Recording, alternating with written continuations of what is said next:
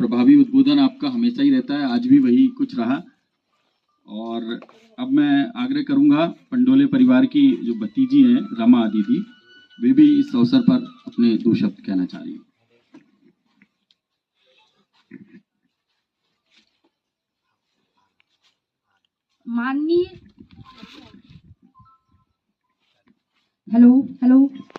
माननीय बीएमओ अशोक नरवरे जी, रेंजर साहब कुशवाहा जी, एडवोकेट राजेंद्र उपाध्याय जी और सभी गणमान्य नागरिकों को मेरा सादर प्रणाम।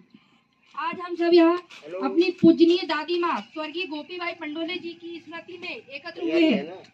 वे केवल हमारे परिवार की ही दादी नहीं थी, बल्कि वह एक बाल स्वतंत्रता सेनानी और आमला के प्रथम विधायक स्वतंत्रता सेनानी स्वर्गीय भाकरू पाटिल की ज्येष्ठ पुत्री थी।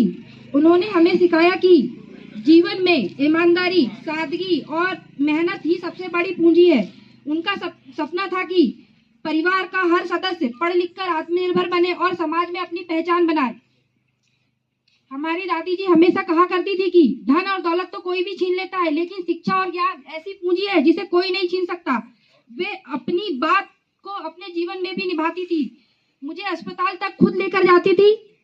यदि मैं स्कूल से आने में 5 मिनट भी लेट हो जाती थी तो वो मुझे देखने के लिए पापा को स्कूल तक भेज देती थी।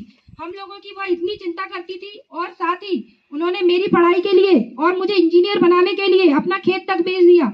ऐसी किसी की दादी नहीं है। अक्सर दादियां कहा करती है कि लड़कियों को चूल्हा चौका करना चाहिए, पर हमारी दादी सबसे हटके थी।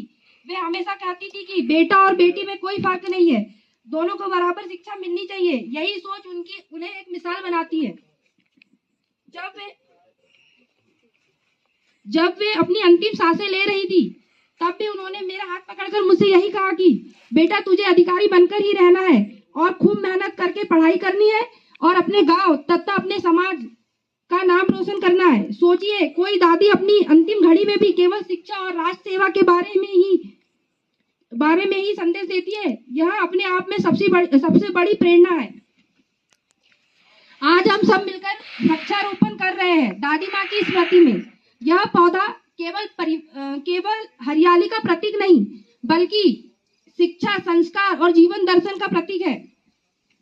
आज हम परिवार और समाज के लोग उनके आशीर्वाद को साक्षी मानकर एक संकल्प लेते हैं कि हम परिवार को एकता और प्रेम से जोड़े रखेंगे। हम दादी माँ के बताए मार्ग पर चलकर शिक्षा, ईमानदारी और मेहनत को अपनी ताकत बनाएंगे। हम सुनिश्चित करेंगे कि परिवार का हर बच्चा पढ़े और आत्मनिर्भर बने। हम नारी सम्मान और शिक्षा को समाज में आगे बढ़ाएंगे।